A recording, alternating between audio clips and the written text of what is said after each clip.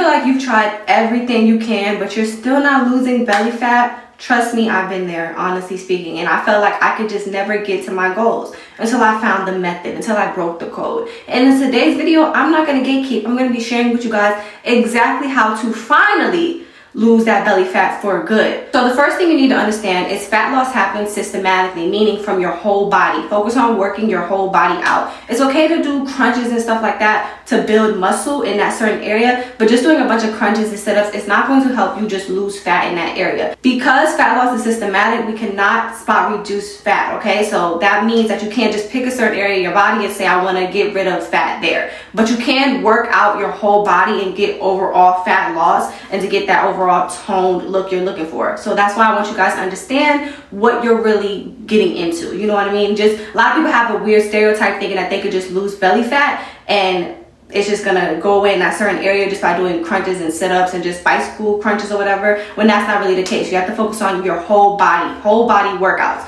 Focus on fat burning other than just, you know, trying to spot reduce, because if you focus on spot reducing, you're gonna be disappointed every single time. So like I said, it's okay to do crunches, it's okay to do ab workouts for strength, but that's not going to specifically give you the, you know, fat loss body you're looking for. Just doing crunches and just doing sit-ups, that's not going to make you automatically lose belly fat, but it will add muscle and overall help with your strength.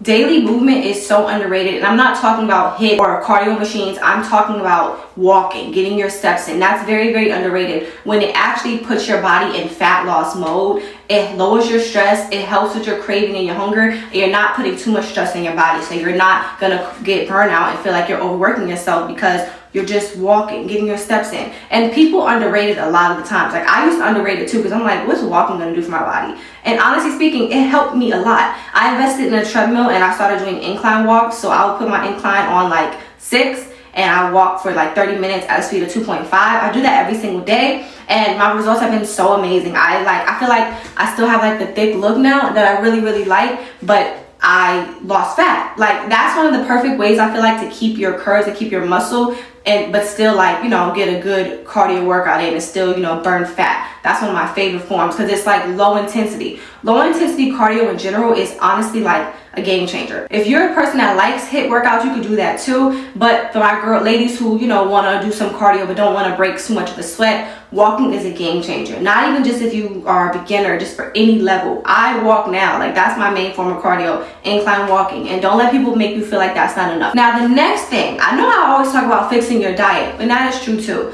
But you need to fix your eating schedule. And I wrote this one down because I feel like this is the most important one and I don't want to miss any details. So when most people think about eating, they think that just means eating healthy, when they're not realizing that your schedule matters. Your schedule matters with everything you do. So if you're eating randomly all day long, skipping breakfast, binging at night, it messes with your hunger hormones and it will overall make belly fat harder to lose. Think about it. You're like confusing your body. Let's say you're going all day fasting and then at the end of the day you're just binging on a bunch of like snacks, or even if you're binging on meals, you're just binge eating. That's going to kind of confuse your body, for one, and for two, you're probably going to gain all that belly fat you thought you were losing by fasting. It's going to come back. That's why I always recommend people to portion themselves and give themselves a schedule: breakfast, lunch, dinner, snacks in between. A good meal looks like protein, veggies, and a carb, like a proportionate meal, a proportionate plate. You know what that looks like. Stuff like that. You don't want to like undereat to the point where you feel like you don't have energy, but you also don't want to binge eat all day, because either way you're not going to have energy. And the goal is to lose fat. Stop equating losing fat to, you know, starving yourself, because that does not add up. Starving yourself never ends good. Trust me when I say this. You think you're going to lose weight, but in turn you're really just going to binge eat, because you can't go that long without eating. You just can't. So you're naturally going to end up eating, and when you do, you're just going to binge on a bunch of snacks, junk food. Even if it's meals, you're just going to binge eat, and that's just going to cause you to gain all that weight that you thought you were going to lose. So don't do it. A lot of people always wonder, oh, why am I gaining weight if I'm barely eating?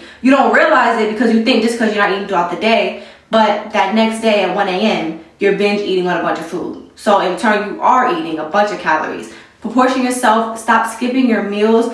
If you're hungry, eat the meal you need to eat. If you're hungry, most of the times because you're not eating enough protein and you're not, you know, proportioning yourself and pacing yourself and like actually eating 3 meals a day that you're supposed to be eating. Trust me, especially if we're working out, we're going to be doing walks daily, we're going to be doing strength training, we're going to naturally be a little bit hungrier. So don't undereat, because you need food and you need protein to fuel your body and to get the muscle, and muscle helps burn fat. So when I'm saying muscle, don't think I'm talking about just like Aki build. No, that tone look you're looking for, that is what comes with muscle. Okay, so get that out of your head thinking that muscle is bad. It's not bad. Okay, speaking of muscle, this is a little bit all over the place, but the next thing is when it comes to workouts. So I talked about the cardio. The workouts that I always recommend is I always recommend adding in strength training. Like I said before, muscle helps you burn fat in general. So like when you are strength training, you're burning more calories after the fact, after the workout throughout the day. When you do cardio, you're burning a lot of calories in the moment.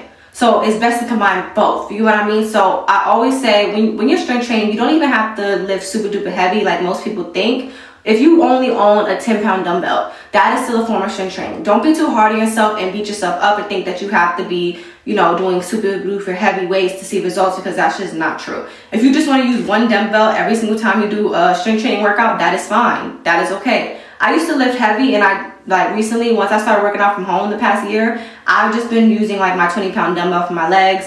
I don't really have time to do super intense stuff because I'm always busy throughout the day now. So that still gives me results. Honestly speaking, I learned that the simple, quicker workouts give me more results, I feel, than the intense long ones for some reason. I'm not doing super heavy, intense HIIT workouts like after a heavy leg day, even if it's just a dumbbell. I'm not doing a super intense, I'm not even doing HIIT workouts after my leg day. If I want to do a HIIT workout, if you're the type of person who wants to do HIIT, I would suggest the HIIT workout be your workout, the full workout for that day. You should not, I don't think you should strength train and then add a HIIT workout on top of that. I feel like the HIIT should just be that workout of the day, because it's so like intense in your body. I don't ever want you guys to overwork yourself. And I had to learn from the mistakes too. Just like a few months ago, I thought that it was best to do both together, when I feel like that should be spaced out. But if you're just wanting to walk, that's okay to combine with strength training and stuff like that, because it's a little bit easier on your body, and we naturally walk anyways, but it's a lot less stress on your muscles. Also, I want you guys to know this. Your belly fat could literally be a stress problem. Your belly has a hormone. I never could pronounce it right, but it's called like cortisol. If I'm pronouncing it wrong, just tell me in the comments, but I can never pronounce it right. But you guys probably know what I'm talking about. But that is a belly fat hormone, and you want it to be regulated, so if you're not getting the right amount of sleep, if you're not, if you're too stressed, if you're always stressed out, that can affect that too. You know what I'm saying? Like, I know it's hard as people in general in this world, we get stressed, and sometimes we can't get enough sleep all the time. I understand that. But do your best to regulate your mental health, because that really, really matters. So let's say you just genuinely can't get enough sleep throughout the day and you are just a stressed person. I always recommend doing something that could kind of weigh it out. So if you're naturally always stressed and you can't get a lot of sleep, try meditating, try journaling, just try doing stuff that kind of relaxes you. Find a hobby, because that could kind of help with stress without you realizing it. Just finding something that you truly enjoy.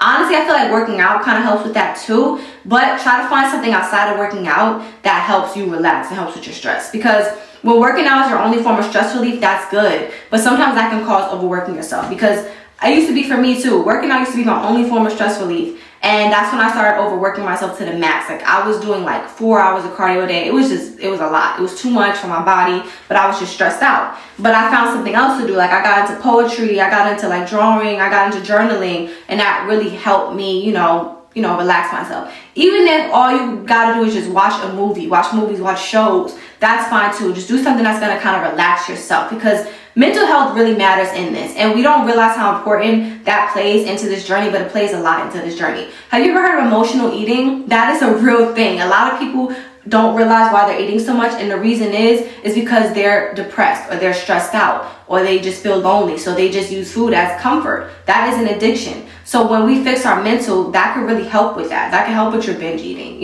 If a better mental health equals a better fitness journey, period. And a better fitness journey equals a better mental health. See how it's combined like that? But yeah, just really put your mental first. I would say that's like the first step. I should have said that first, but really get your mental state right and check first. You get what I mean? Before you even try to tap into working out or fitness. I feel like you could do both at the same time, but really, really just tap into where you are mentally and, point out your weak points and what stresses you out, or you know, what's getting to you or what's making you depressed, so you can really tackle that, you know, before you dive right into like your fitness journey. Because it's so life-changing, I feel like everything needs to be kind of like in check when you're into it, especially with your mental health. It needs to be in check before you kind of like jump into fitness all the way, because it's a lifestyle change. So the next thing I wrote is to eat more fiber and less healthy junk. Okay, so a lot of these keto cookies or vegan cookies, stuff like that, we think, oh, just because it says vegan or just because it's less sugar or diet means it's healthier, when honestly speaking, it's not. I'm not saying you can't indulge, I'm not saying you cannot snack, but we have to be realistic with ourselves, and just because it's healthier does not mean we need to be binge eating on that. A lot of those foods are marked as healthier, but they are usually really, really processed, low in volume and high in calorie, honestly speaking. So I'm not saying, like I said, that you can't have it, but really, really like pace yourself and do it in moderation. Act like it would be any other type of snack. You know what I'm saying? Like, don't just binge eat on a bunch of it just because you feel like it's healthy. You can replace these things with high fiber, high volume foods like fruits, veggies, oats. These keep you full longer, and it's just overall helps regulate your digestion and your cravings. Protein and fiber really help you stay full throughout the day without feeling just super duper stuffed, but full in a way where you feel like, okay, I'm fulfilled, like I ate everything I need to eat. I don't really need a snack right now because I'm full. A lot of us don't know what it feels like to actually be full with foods that actually are like nutritious for us. You know what I mean? A lot of us are so used to being full of with like burgers or processed foods. We're not used to like the feeling of like a high protein, healthy, high fiber meal. Try adding more of those into your routine and into your diet, and you'll see a major change, especially with your cravings. So that was the end of today's video. I really hope you guys enjoyed that. I really, really hope it was helpful. So please do not forget to like, share, comment, and subscribe. And I will see you guys next time. Bye.